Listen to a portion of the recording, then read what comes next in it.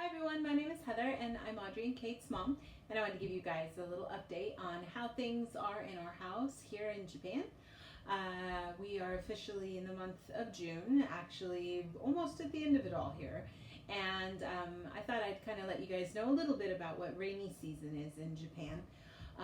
In Japan, we have actually set very clear differentiation, that's the word I'm looking for, between seasons.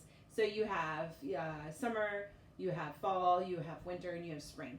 But then we also, and all of those kind of, follow the calendar really, like, okay, it's winter, now it's cold, and it's pretty, always set. Growing up in Colorado, where we only have two seasons, it's either hot or cold, it's either sunny or snowy, or both at the same time, because it's Colorado. It was really cool and unique thing to see. But we also have then this fifth season that's called rainy season.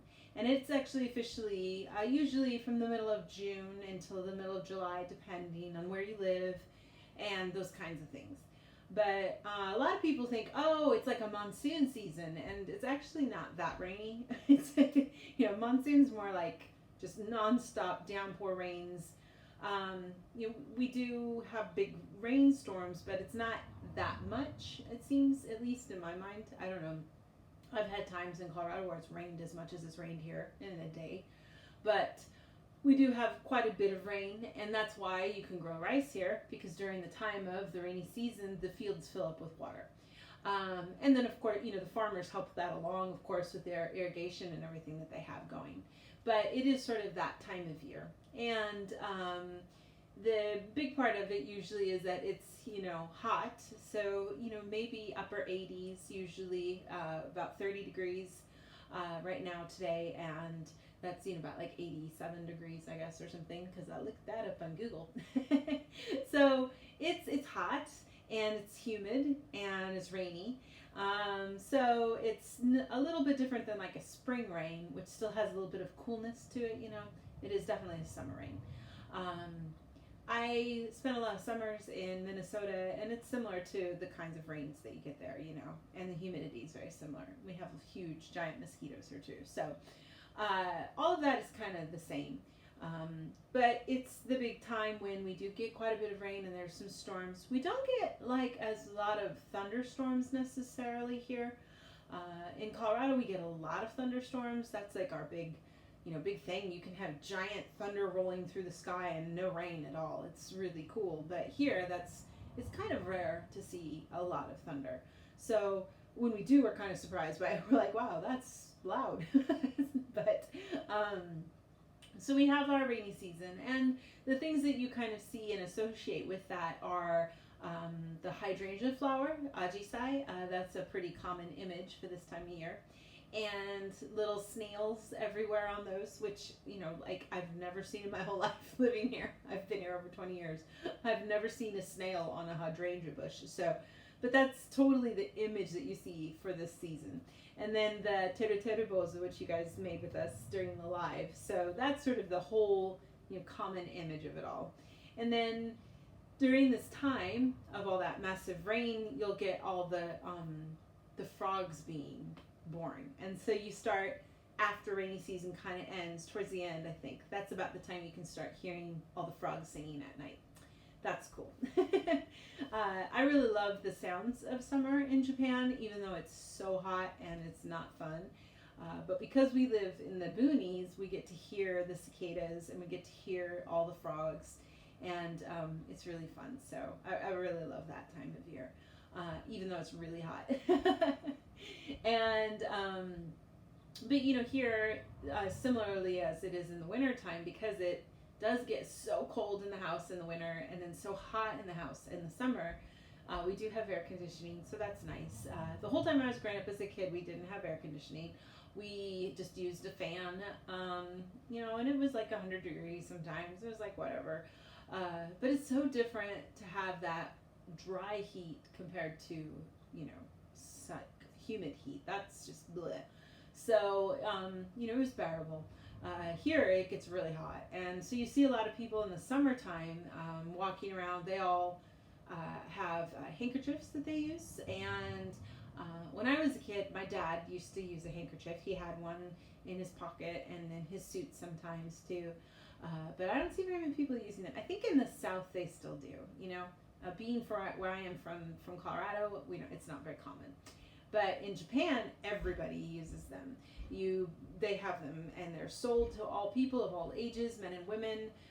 In the summertime, especially, it's really popular to have ones that are made out of like a towel material, so that can help sop up more of your sweat, because you just beads of sweat everywhere the minute you walk outside. So it can be really, really hot sometimes, depending on when you're here. So a lot of people recommend, if you can, try not to travel here during the summer.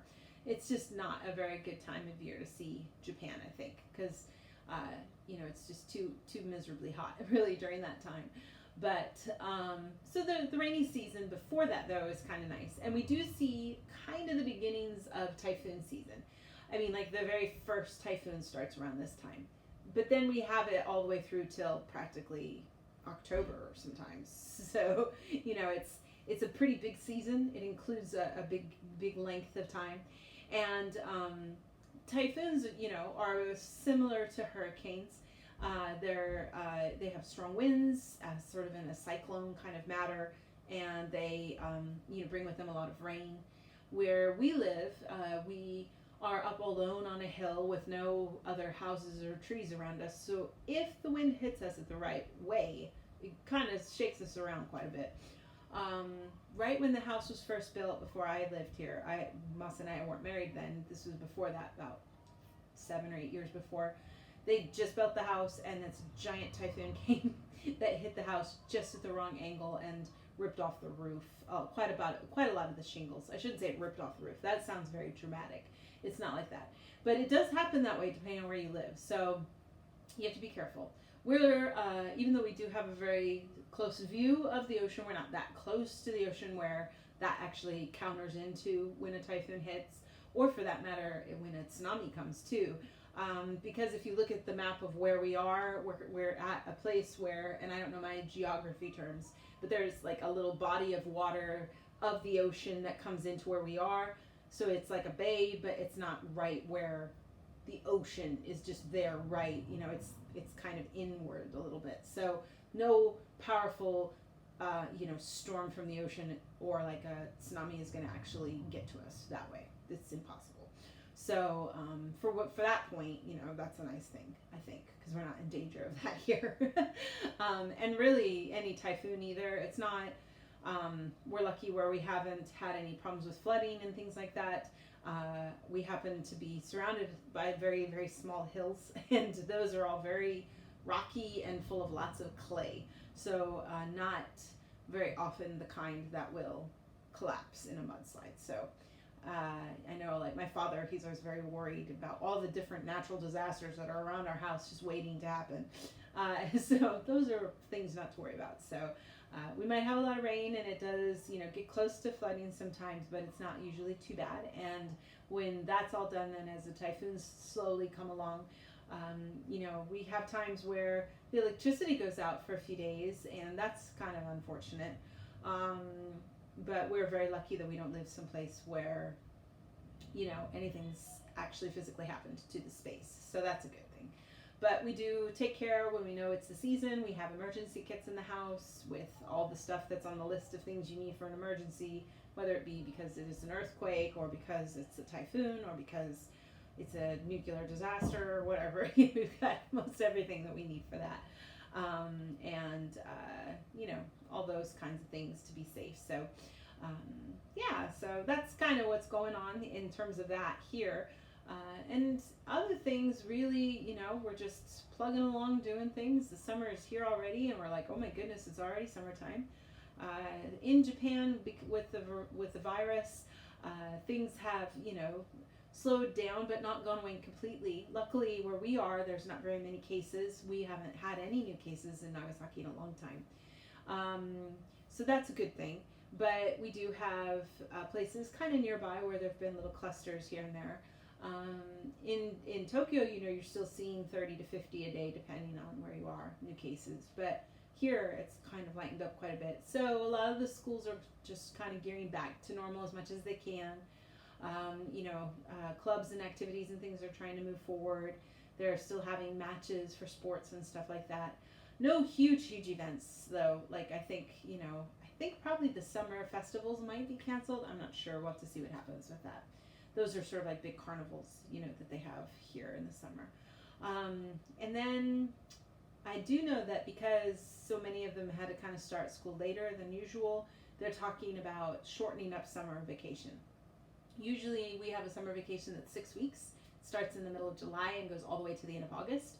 But this probably, they're talking of doing school through the whole end of July, I think, and starting up maybe vacation in August. So, and also making winter vacation shorter too.